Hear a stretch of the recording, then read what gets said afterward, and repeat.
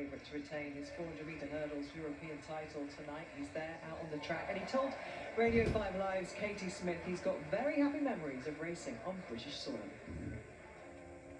Let's go back to 2017 and that first world gold. Announced yourself on the stage. The celebrations were epic. The scenes were lively.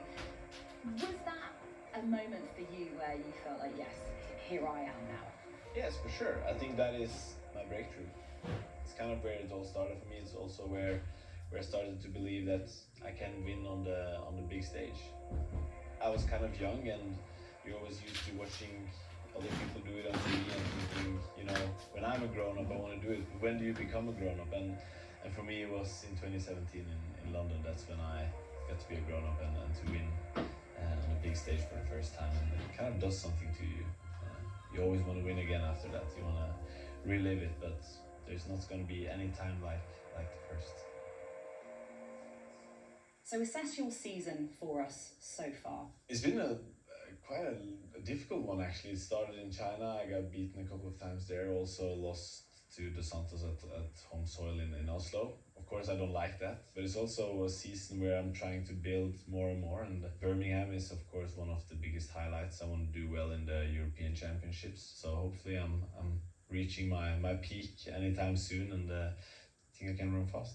How do you assess doing big training blocks versus going out and racing? Because you are someone who clearly absolutely loves the biggest stage, so do you have to sometimes fight your instinct to want to be out there? I think it's now getting older, you kind of understand more the balance. I just turned 30, so I'm starting to be a veteran now, you know. With my body, I need to be smarter, so now I'm trying to put in some training blocks during the season as well.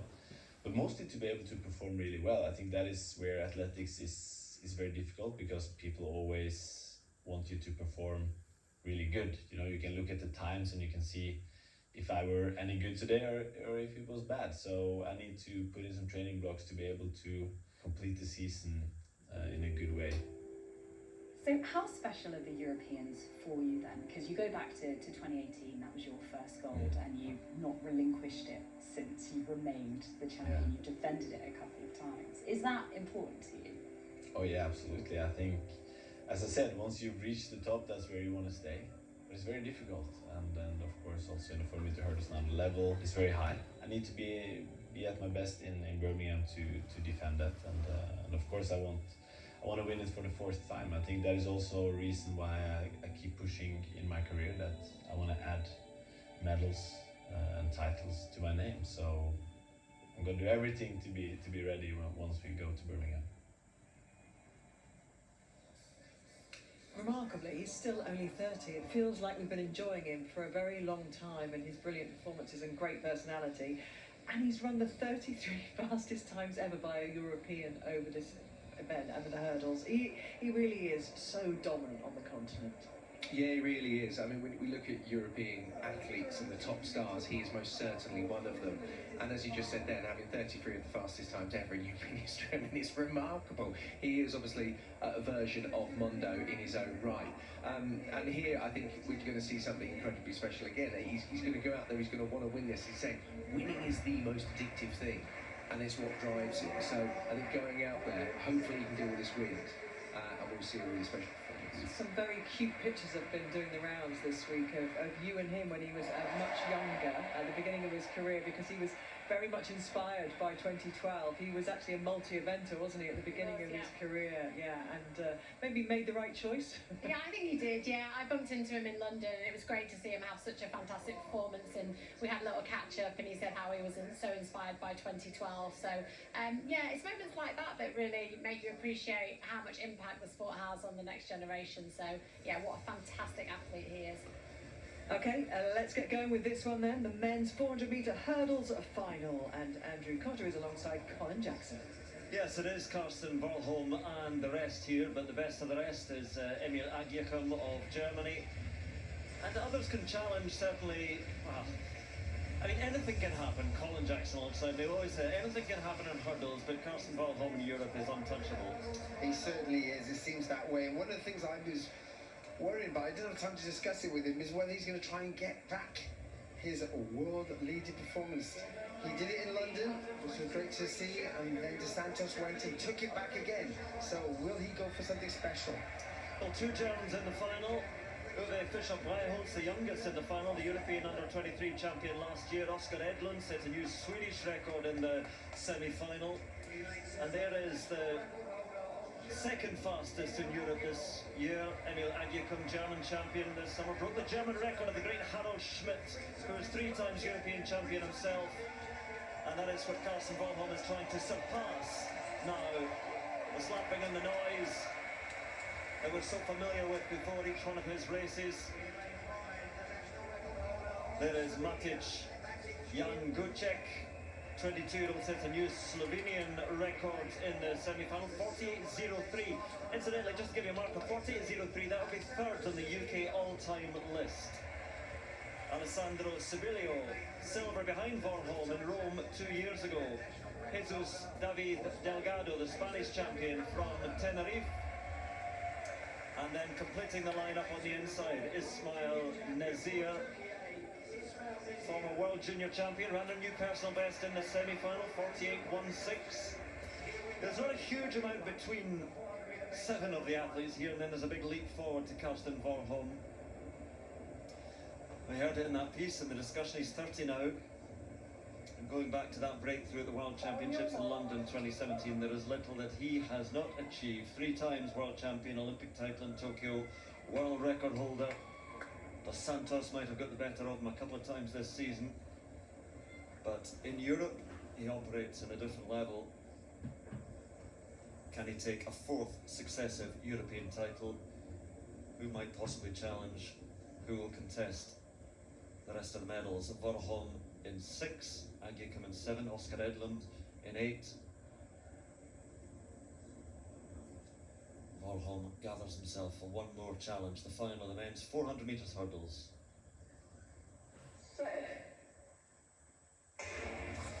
A little bit of a breeze whipping around the stadium as Warholm again with that hard pumping arm action carries himself out to the first hurdle. Look what he's already done to Agyekum alongside and passing the German, who is the 2nd quickest in Europe this season. He goes out so hard, Warholm. He's bounding down the back straight. He leads at the moment. Agyekum now with a bit of response. He'll try and finish quickly. He knows, he suspects Agyekum that he is chasing only the silver medal. Warholm builds that lead.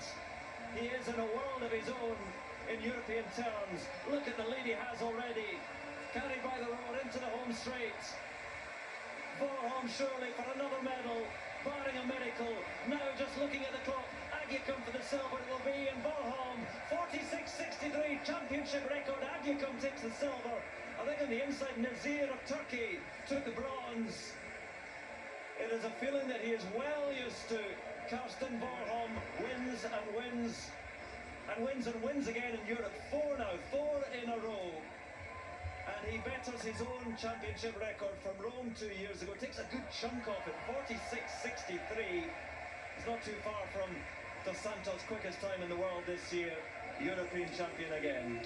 Yeah, it's very good to see that controlled race by Karsten Warholm and returning to the same strike pattern he did when he broke the world record. 13s to 9 and then 15s home. Brilliant to see that. And to be honest, those are the 3 that we would have expected. I think Nazir from Turkey in the inside lane, he did something pretty phenomenal from that lane 1 to come through and take that bronze medal. I think potentially Irland from Sweden thought that he may be able to just sneak a bronze medal potentially. But the way that Karsten Warholm controlled the race from the gun itself, he blasted through the first 25 metres. By hurdle 1, he was easy 2 yards clear, and he just kept pouring on that pressure. Yeah, the time very, very impressive on, say, a fairly breezy night here in Birmingham, 46.63. It was 46.98, his championship record from Rome 2 years ago.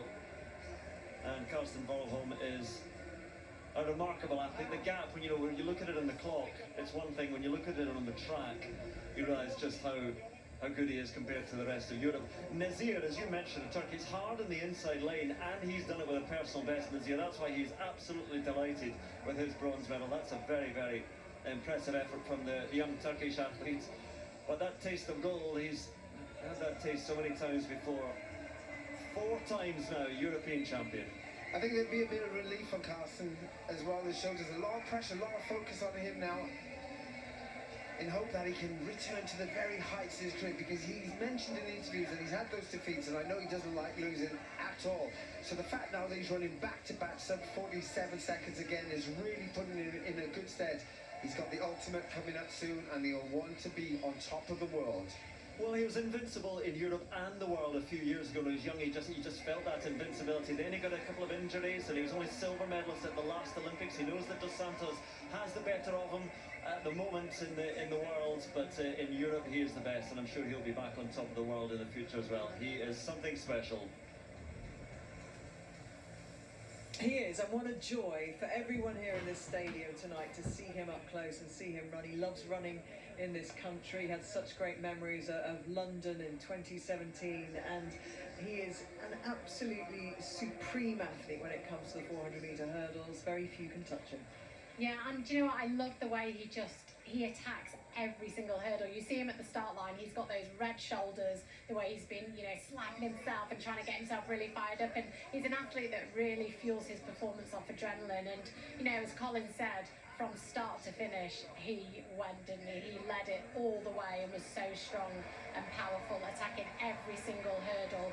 His stride pattern's perfect, and it just shows the level of training that he must do to be able to produce these results, and it's fantastic to see him rounding into great form again at this stage of the season. What I always find remarkable about watching him race in Europe in particular is that he wins by such large margins, but often the rest of the field are running personal bests, national records.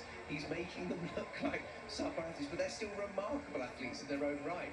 But he is such a level above every single time. You just look at the almost relaxed, sort of easy, comfortable way, and then I just go and run a championship record. There you are. I mean, it's incredible. And having him here, and tonight I should say, every single ticket has been sold tonight. There is a little group of seats which look empty. That's because they're for the athletes, actually, so they're always empty and athletes allowed to come and go in that. So everybody here tonight, I think from a British perspective, they're hoping for this amazing 800-metre race later on. But actually, the bonus is you get to see global superstars like Karsten, and earlier today you got to see Mondo Duplantis. And for these big stars to come out on this European stage is so important.